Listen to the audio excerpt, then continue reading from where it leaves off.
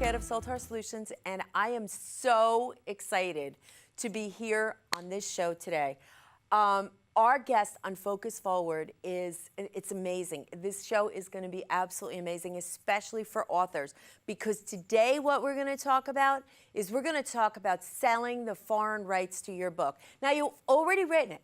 You went through all the trouble and all the pain and all the agony. Okay? You've released it in the U.S. market. It's doing well. What can we do now? I think what we should do is to seek the sale of foreign rights. Now, I've been talking to a lot of different people about this, and I've really been doing a lot of online research, really finding out the nitty-gritty, the nuts and bolts behind this. So pretty soon on this show, we're going to talk about this. But before we launch in, I just want to talk about this book, Epic Content Marketing. I will tell you right now, this is it. This is the bomb. This is the bomb. Joe Paluzzi, who is Content Marketing King, has written this book. I'm in the process of reading it. I can't recommend this book highly enough. Every business owner, everyone, even if you are just thinking about having a business, you need to learn about content marketing. It is the answer to your prayers for your sales, to bring in new clients, everything. Content marketing is the way to go. Okay, so get me off that subject, on to the new thing that I'm so interested in, which is the sale of foreign rights. And I'm going to introduce our guest today, Steve Elizalde, and he is coming to us from Austin, Texas, which is really nice down there, not a blizzard like it is here in Minnesota today. And he is from Greenleaf Book Group. So, Steve, thank you so much for being here today. I am so excited to launch in. And what's your title? Vice President? Yeah, Vice President. Actually, it's a distribution manager for Greenleaf Book Group. And yeah, I'm very excited about it because it is a topic that a lot of authors are always wanting to know about and are interested in. So I'm happy to share the information. Well, that's great. That's great. And today you are district manager. Tomorrow you are the vice president. So I just opened that up and thought I'd plant the seed for your company. Sounds All right, good. let's get down to the nitty gritty. Tell me how this is done. Well, there's really two ways you can go about it. You can either go about it personally and try to vet out all of the different foreign publishers that are out in the marketplace, or the easiest and best thing to do is to find a foreign rights agent, someone here in the U.S. that can actually handle those type of foreign rights for you.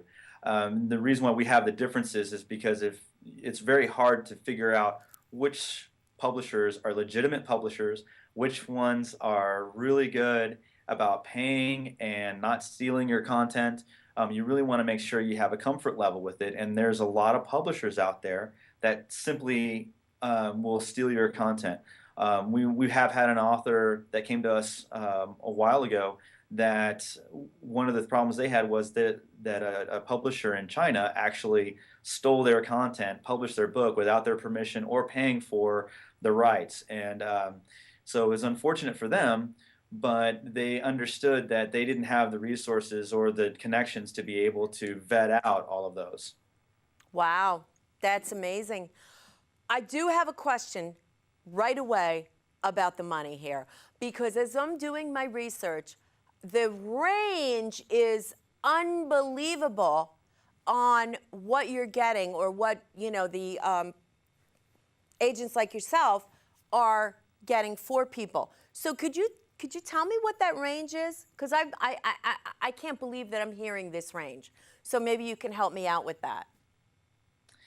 Yeah, so the range of the books, of the advances, and it's usually an advance, the range can be as little as $500 to as much as tens of thousands of dollars or more, depending on the author and the content, and the popularity of the book that was here in this country. So it's a wide range. What I typically see, especially for first-time authors, is that it tends to be closer to $500 to $5,000, somewhere in there, with the occasional title going for $8,000 or $10,000. So It also depends very much on the country that you're in.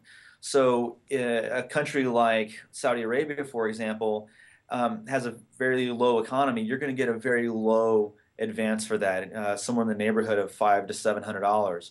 Whereas an economy like China that's booming right now, you're going to get upwards of anywhere from $6,000 to $10,000, depending on the book. So in my research, this is what I came up with. $150 for the royalties of the sale of the book in Korea. $25,000 for the royalties and the sale of the book in Japan. I Yep. mean, that's huge.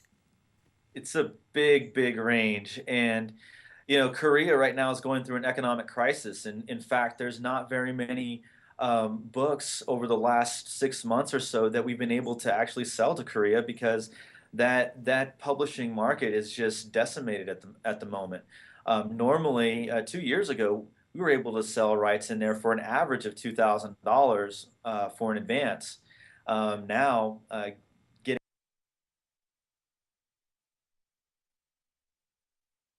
is a good example of where they're hungry for especially business content, and so they're willing to pay more.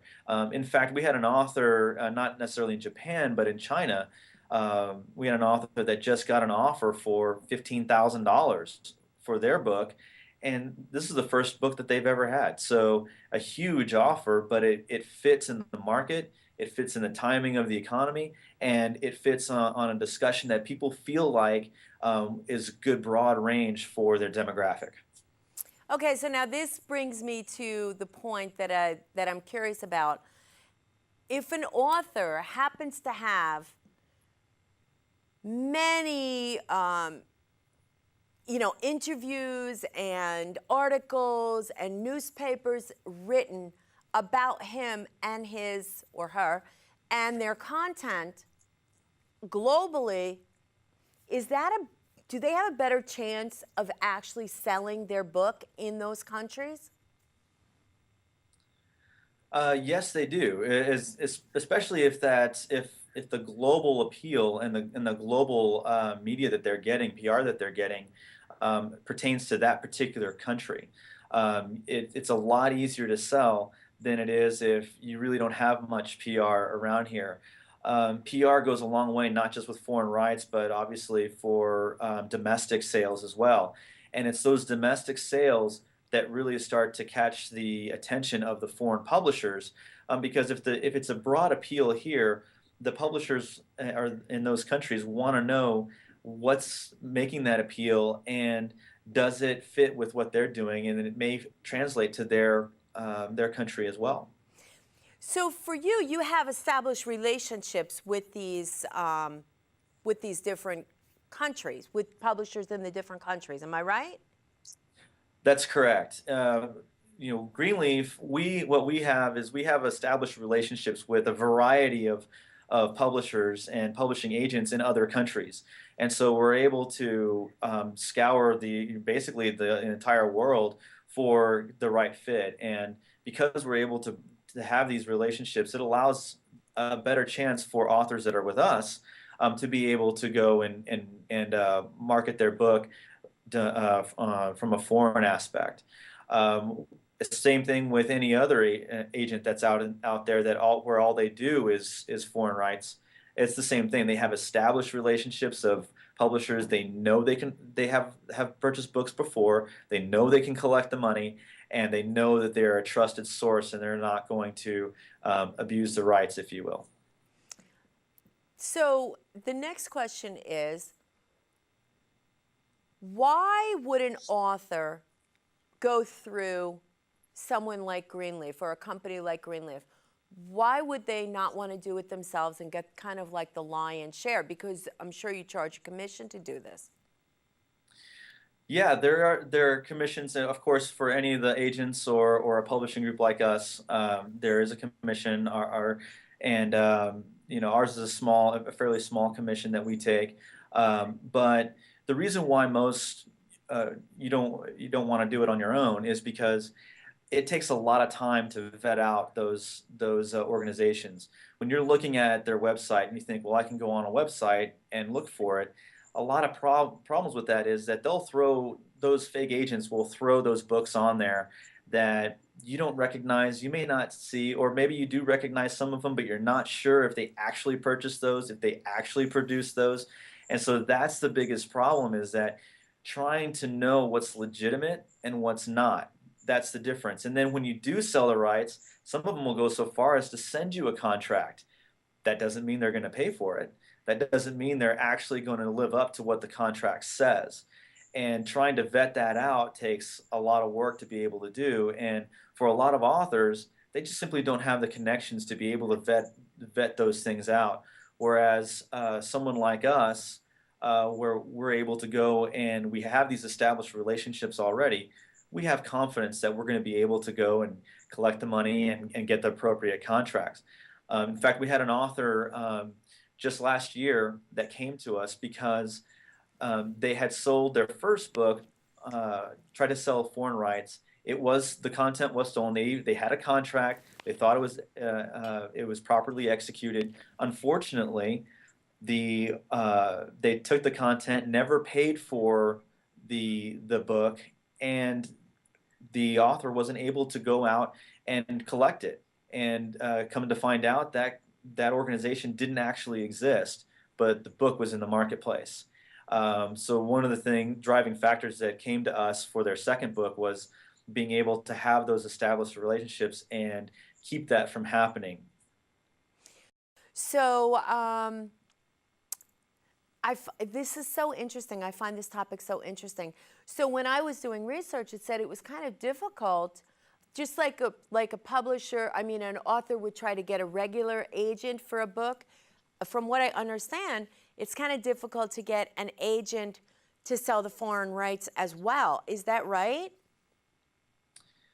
Yes, it is. It is hard, because those foreign agents, they're really scouring more the typical publishers like Greenleaf, or other bigger publishers, because they feel comfortable with the quality of the book. A lot of times, tend to shy away from authors that did a POD model where they're actually, on a create space or a lightning source and trying to sell the book to foreign rights. Unfortunately, those agents are a little bit leery about that, very standoffish, and so it makes it additionally difficult for someone to do it on their own. So what tricks do you have or tactics that, say, an average self-published author who's sold maybe 10,000 books, what tricks or tactics do you suggest that they use to get a foreign rights publisher to pick them up? Through a company like yours, an agent to pick them up. Yeah, well, the first thing that they should do is first come to us, or anyone else that does do foreign rights. The second thing that they should do is be ready to be able to have copies of the book for review. These foreign publishers and foreign agents look for those copies, and they want to make sure that they're able to review it so that they can make sure that the content is appropriate for their country. The one thing you want to shy away from is sending out a PDF or any kind of digital copy, because that's still an opportunity to make it very easy for the content to be stolen. Whereas if you have the book, yes, they can still take it if they really want it, but at the same time, it's a lot harder to do and a lot more difficult. So one of the things to be able to do is to have those copies ready for those foreign rights organizations, so that we can send out the books as quickly as possible to as many people as possible. Awesome. So this is really fascinating. I find this is so interesting. So what's the process that an author would go through to get an agent? Well, the first thing that an author should do is they can look up online, or talk to any of their colleagues. They may have a colleague that has written a book, that has might have had a little bit of experience. So that's one of the first things they can do. then going online and looking for foreign agents. They are out there. There's a lot in New York, of course, as you might imagine, but and also other places like Chicago's and LA's of the world, the bigger cities. Of course, there are companies like us that will do distribution only and will do foreign rights because we are an independent, we support the independent publisher and so, or independent author. And so we want to make sure that they have the same opportunities as anyone else would in a big organization. Once you look through that, go onto their website and see what they have sold in the past. If they don't have something listed on there, talk to whoever's in charge of the foreign rights, and that'll be able to give you some additional information. And then talk to them. If you get an opportunity to actually talk to them on the phone and just kind of get a feel for what those organizations or someone like myself are doing, that'll really give you a comfort level with and be able to go and sell the rights. So that's the very first step to be able to do. And after that, it's just deciding where your comfort level is with that person. Okay, and if when they find someone that they like, an agent that they would like to work with, what's the process after that? I mean, what does the author have to do? Yeah, usually there is a contract that has to be signed. So it's usually a pretty straightforward contract. There is a finder's fee for that, and they go through, and usually that agent has to be exclusive. So it has to be the only person that you can work with for the foreign rights, and give them an amount of time. A lot of those contracts are flexible. So if you're not happy with the performance the first few months, you're able to go and find another one that might fit you a little better. And so you can continue on with the process as long as you want and as long as the agreement is in place.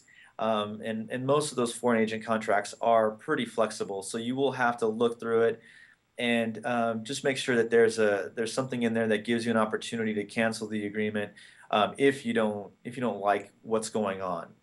You want as much flexibility as you can.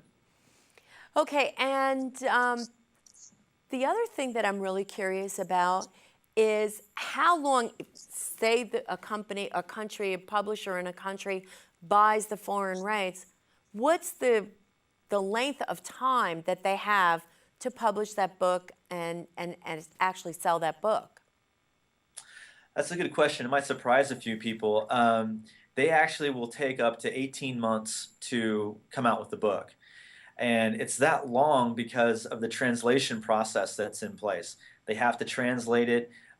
It's not going to be a direct translation. There are going to be some phrases that are going to have to be changed that are meaningful to that particular country. There's also design work that's involved. The covers are going to be completely different. In fact, I have a couple of books here that I can show you real quick. The uh, the one here was published in Korea, and of course, this is our on my in my left hand here is the one that was published here in America. They're vastly different, but it appeals to two different markets. Another one I have here, uh, in with the exceptional presenter, you can see that how different it is. This one is in simplified Chinese, and you notice the elephant on the cover. These are presentation books, but vastly different in terms of promoting. So there's a long process that's involved in going and getting this done, and the publishers have up to 5 years to hold on to those rights, and that's a typical length of the contract. And once those 5 years are up, the rights revert back to the author. Okay, and then the so publishing in a country like China, which is huge, with different languages, do you actually sell to one publisher and they'll publish in the different languages, or do you sell to different publishers? Well, it's interesting because a country like China, because they have a couple of different languages in there, they're actually only going to buy that specific language. So if it's simplified Chinese, if it's complex Chinese, if it's a form of Thai, whatever the language is that they're going to market to, they're only buying for that specific language, but for the entire country. So simplified Chinese would be simplified Chinese for all of China. It wouldn't extend into other countries like Korea, for example. Okay, so we're almost wrapping the show up. It felt like it went so quickly because I still have so many questions. But before we go, I want to ask, is there anything that an author can do while they're writing the book that makes the book more marketable to the foreign rights? Really, you want to just stay within what you have here in the U.S. The biggest appeal for a foreign author or foreign publisher, excuse me, is business books. We find that business books seem to have the broadest appeal, and they don't have the they don't. It doesn't have to be an author that everybody recognizes, like the Dave Ramseys of the world. It doesn't have to be someone like that. As long as the content is applicable to that country, that's what they're looking for. So business is really the biggest key. Outside of that, when you get into self-help, that one's a little bit wonky because self-help, it may not apply to that particular country because what we have here in the U.S. is vastly different from the culture in a Korea or Japan or China, for example. So the self-help may not apply. So it's really going to be focused more around the business than anything else. Beyond that, you just want to make sure you're an expert. You want to know that you're speaking from a position of knowledge, and you're able to appeal to that particular market. And then what ends up happening is that other country will look at it and go, well, this is something that applies to us. We can go ahead and use it. So, Okay, great. So the next question is, do series sell better than individual books? it depends on the series. For So instance, if it's like a business series, networking, marketing, speaking. okay. Um, Not necessarily, Okay. because if you're in a business series and you're going through, marketing and presentations and whatnot, some are going to apply more than others. So it's not necessarily the series as it is the actual content of the book itself. Now, if there is an author that has had two or three in the series that were really good for that particular market, they're more willing to try something that is outside of their wheelhouse. But so it gives you a little bit of more likelihood that it's going to get picked up. But that doesn't mean that the entire series is going to be picked up versus a particular book. So it's really just about each book and the content of each book. Great, great, great advice. Thank you so much for being on the show. So before we go, really quick, we have like a minute and a half. What are 3 tips that an author could do right now to prepare to sell for foreign rights? The 3 things that they could do right now is number one, investigate. Go online and find out where you can go and who's domestically that you can work with that's easy to work with. Number two, talk to those authors, and you may even want to sign up for different blogs, like going to greenleafbookgroup.com and signing up for our blog, because we do offer information for things like foreign rights, and this will help a lot of different people. And then lastly, the thing you want to do is make sure that when you do find someone you like, go through and read their agreements, read their terms, and make sure that they fit what you're looking for and have the flexibility you're looking for. Thank you so much. This has been a wonderful show. I have enjoyed talking to you so much. Steve, you have done a great job, and you've really answered all my questions. And I think that the authors out there that watch the show will get great amount of advice from you and really understand that very complicated thing of selling foreign rights. So thanks so much for being on our show today, Steve. Thanks a lot. I appreciate it. And if you could, your listeners and viewers could go to greenleafbookgroup.com, sign up for our blog. And we also have an author summit September 25th and 26th. So look for that. That's coming up. and anyone's more than welcome to come. So thank you very much for having me on the show, Laurie. Thank you, Steve. So there it is. Everything that we wanted to know. I think that that was so informative and so valuable to the author who's done all the work. Now here's another way that you can make more money from the work that you've already done. So I would absolutely check out some of the things that Steve talks about. Check out other foreign rights agents and other publishers that can help you with this process, because one of the things that I've discovered through talking to so many different people and doing so much research, I do not think that this is something that the author should go alone. So thank you so much for tuning in to Focus Forward today. I'm Laurie Flaquer of Soltar Solutions, and I hope you've enjoyed our show.